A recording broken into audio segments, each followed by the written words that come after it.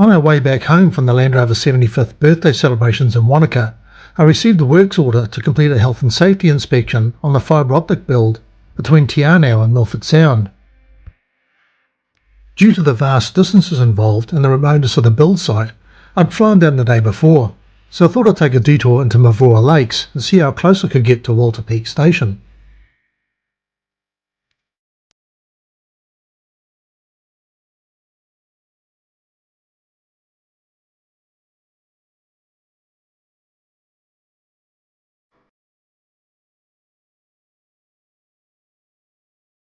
Mavora Lakes was made famous by the Lord of the Rings trilogy, and driving up the road it's not hard to understand why Peter Jackson used the area as the edge of Fangorn Forest.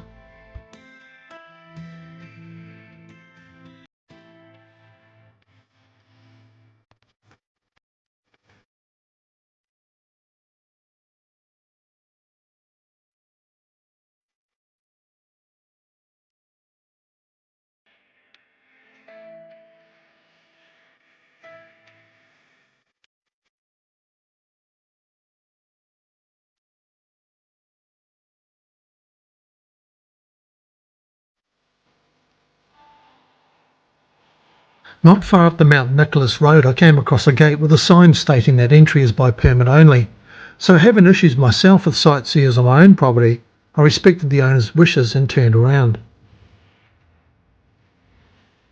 I headed up the Mavora Lakes Road into Fangorn Forest to about halfway up the North Mavora Lake to where the four-wheel drive track starts.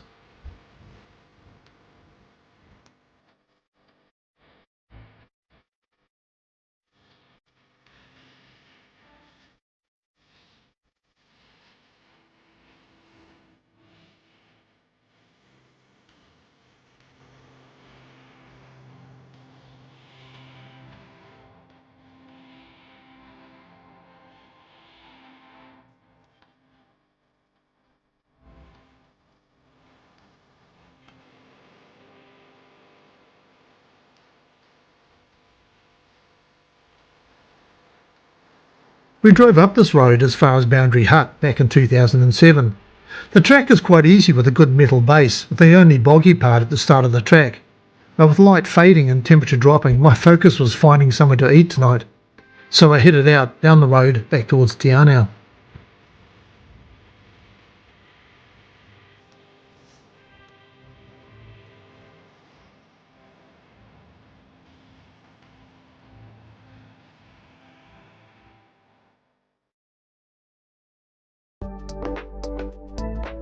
Not a super early start this morning. The drive to site is about 120 kilometres and should take about 2 hours.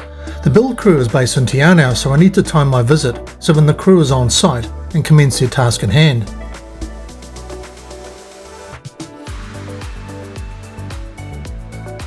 When I first heard of this project, I thought it was going to be another transmission gully project, so I wouldn't see it completed in my lifetime, but I was wrong on that assumption. The Lake Hawea to Haast and Te Anau to Milford Fibre Optic projects slid quietly under the media's radar, but would rank up there amongst the greatest civil build projects this century. Anyone who's driven over the Haast Pass or to Milford Sound cannot help but notice that these routes, for the most part, have been blasted out of the hardest granite rock on the planet and located in the most remote parts of the country, in the harshest of environments. I called this video Men of the Milford Road after the book written by Harold J. Anderson, published in 1975, about the construction of the Milford Road and the famous Homer Tunnel.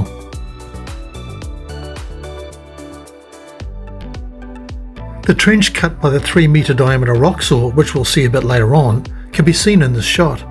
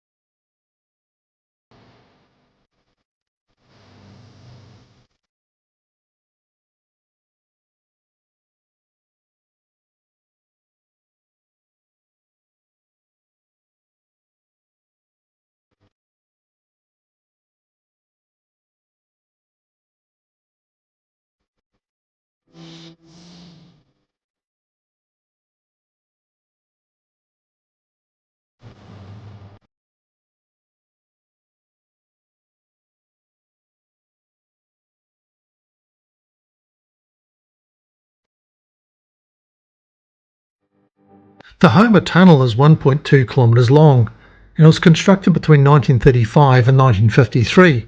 Due to the hardness of the rock, the tunnel was not actually lined. Years ago, someone with a sense of humour had glued a large light switch to the concrete portal of the tunnel with an official-looking sign requesting that drivers turn the tunnel light off once they're finished. I hadn't driven the tunnel for over 10 years and I was surprised to see the tunnel is now fully lit, such is the wonder of LED lighting.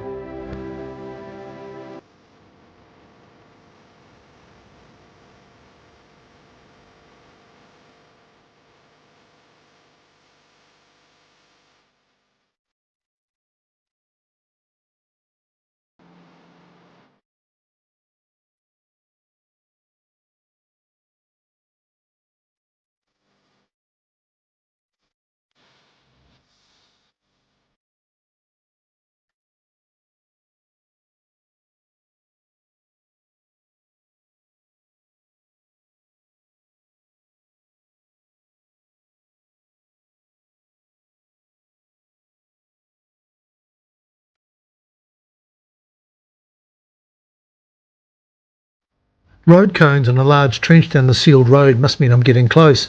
The issue will be trying to find the site manager, Anthony Evangeline, while driving down through the traffic controlled area.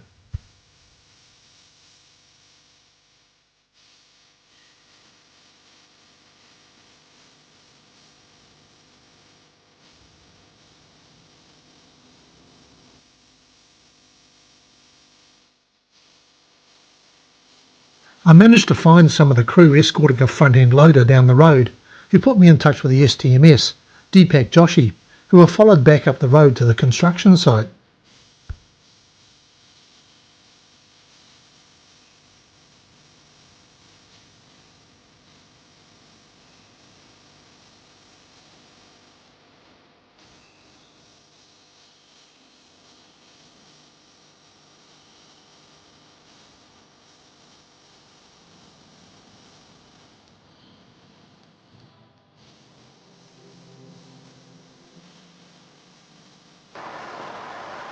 Oh, we're stopping here. I thought we were continuing our journey. Morning, sir. How are you? Myself, Kevin, how are you? I'm good, thank you. Site induction completed, the documentation checked, we set off to catch up with Andrea.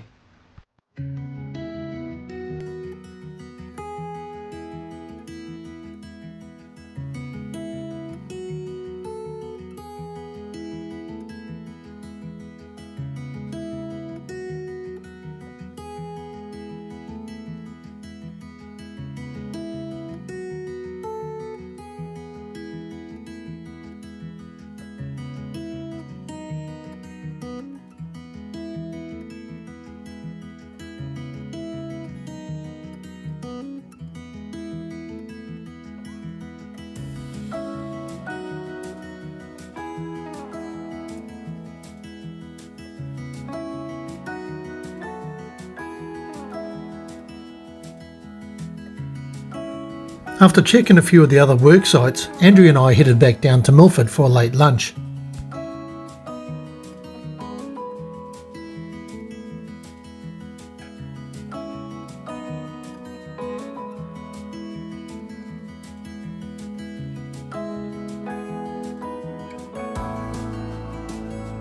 It was certainly great to see Milford crawling with buses and tourists, with the tour boats back in operation. The day was nearly spent by the time I wandered out to the end of the breakwater. I thought I could get a perfect photograph of the sun setting behind Mitre Peak, but as the sun dropped, instead of setting behind the iconic peak, it slid down perfectly aligned with the side of the peak, so I ended up having to hang around for the best part of another hour for the sun to settle behind the peak known as Footstool, but it was a good result, I think.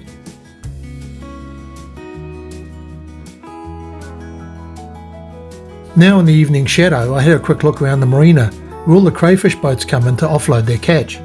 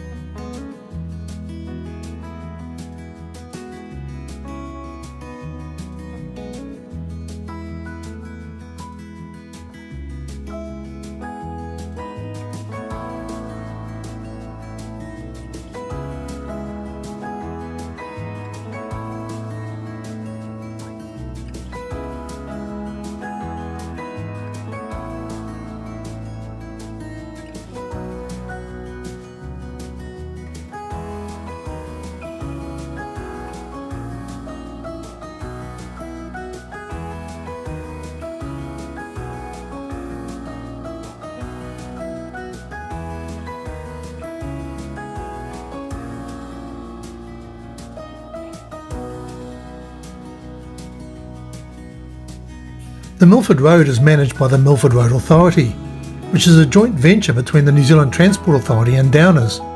The installation of the fibre optic link into Milford has allowed several cell towers to be installed along the Milford Road, as well as road monitoring cameras for public safety in this harsh environment. There is a great video on the Alliance on their website which covers the great work they do. I had to get out of the car at the tunnel entrance to take some photographs, and it's not hard to work out how damn cold it is by now.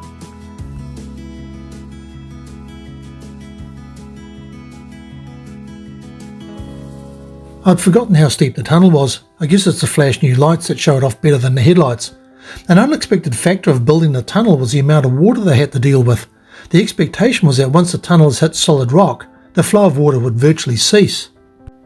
This assumption proved not to be the case, as there are extensive fractures in the rock which allow water to enter from the permanent snowfields 1,000 metres above on Mount Bell. Due to the gravitational force over that size of drop, it's estimated that the water pouring into the tunnel was at a rate of between 25,000 and 40,000 litres per hour under high pressure. Since the tunnelling was being done downhill, there was no outlet, so every drop had to be pumped back up the slope to the tunnel entrance. This meant that if the pumps failed, the tunnel rapidly filled with water. This put enormous pressure on the small hydro powerhouse nearby, which supplied power for pumping, lighting, ventilation and drilling, all in an environment with over 8 metres of rainfall per year, massive snowfalls with deaths by avalanche in the 1930s, which created wind gusts that blew a 6-ton diesel locomotive used to haul the rock to the tip head off the track and over the bank. Yeah, I guess I'm lucky not doing a health and safety inspection on that site. I called into the start of the Gertrude Saddle Walk. I climbed this route back in the mid-1980s. It's a steep climb up to the Black Lake in a vast smooth glacial bowl in the saddle.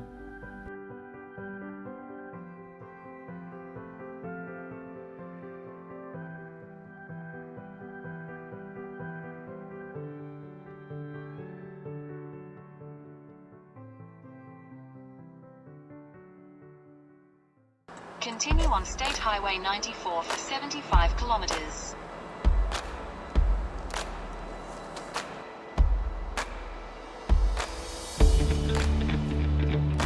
Just for a change, I thought I'd take the long way home. Only 18 days earlier, we'd driven the Dunstan Road through as far as Lindburn Runs Road, where we turned left to head out to Parau Road. If we'd had the time, we could have turned right and followed the Lindburn Runs Road to Deep Creek Road and on to Lake Onslow Road. I hadn't been to Lake Onslow before, so here was a great opportunity to address that shortfall. It was a stunning, clear and cool autumn day in Southland, just perfect for a roadie. I left Te Anau and headed east along State Highway 94, as far as Belfast, through to Riversdale, Tapanui and on to Rays Junction on the Clutha River.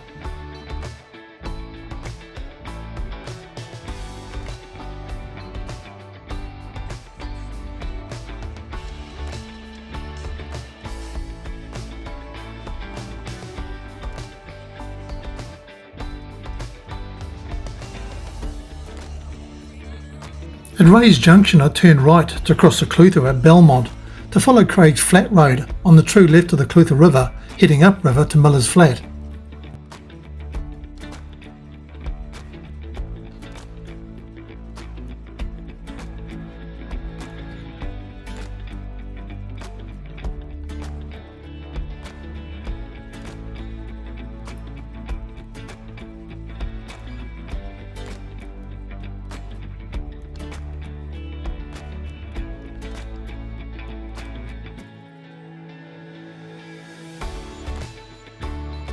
Take the next right.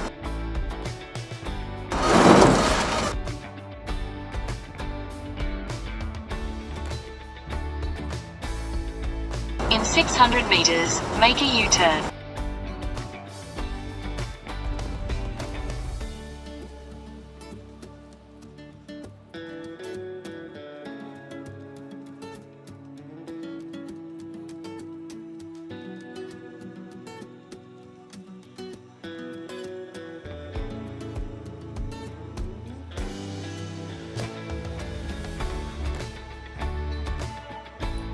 If you think this bridge looks a tad tight, well, you're right. In fact, 5 kilometres further up the road I came across this sign, warning traffic coming the other way.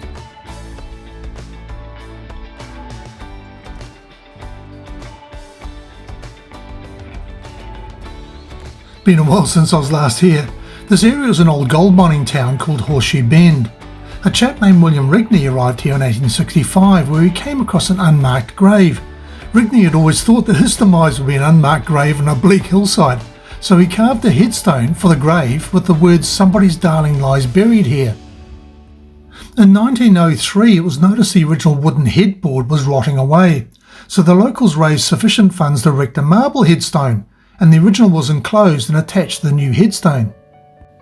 Rigney expressed his desire to be buried alongside the lonely grave, and his last wish was met, thanks to local residents upon his own death in 1912.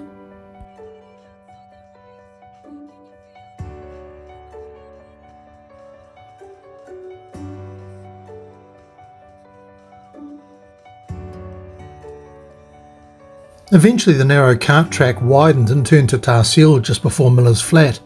Miller's Flat was the terminus for the Roxburgh Railway between 1925 through to 1928, when the railway line was pushed through to Roxburgh. Miller's Flat was originally called Ovens Hill, the road of which I turn up to head to Lake Onslow.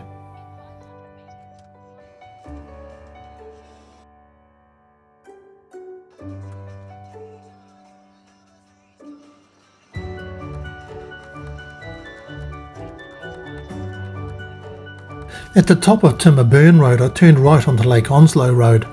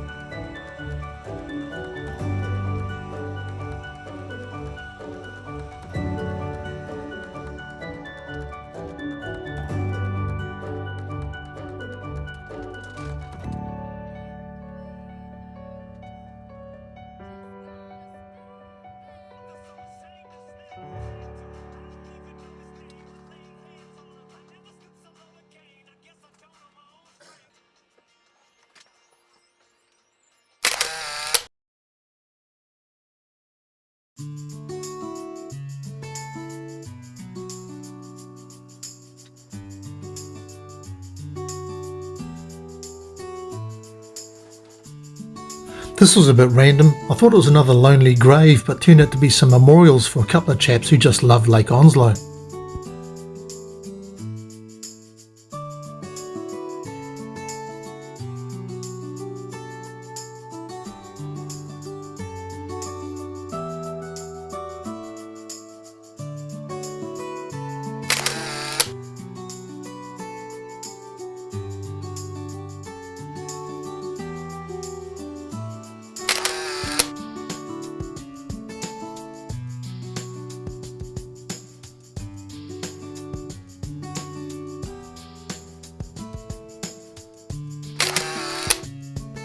Lake Onslow is a man-made lake, located 700 metres above sea level, high on the hills above Miller's Flat.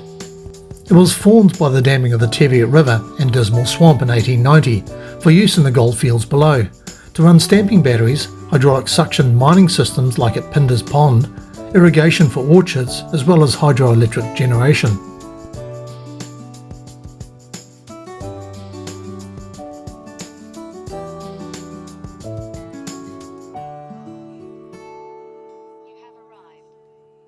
Some great cribs or holiday shacks on the lakeshore. The sign states that the area is private property with access permitted for fishing only, so I decided to press on to find a viewpoint for my lunch stop.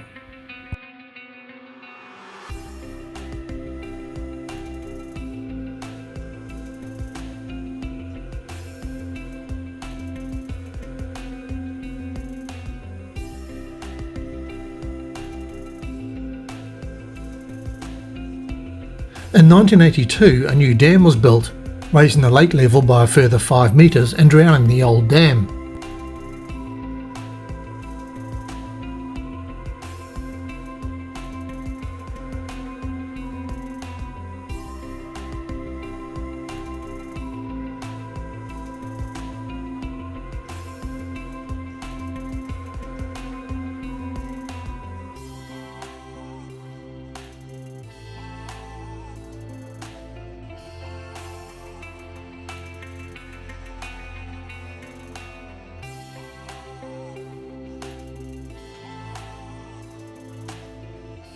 This is the Lake Onslow Road that continues on to Deep Creek Road and Lindburn Runs Road, which meets the old Dunstan Road, which we drove just 18 days ago.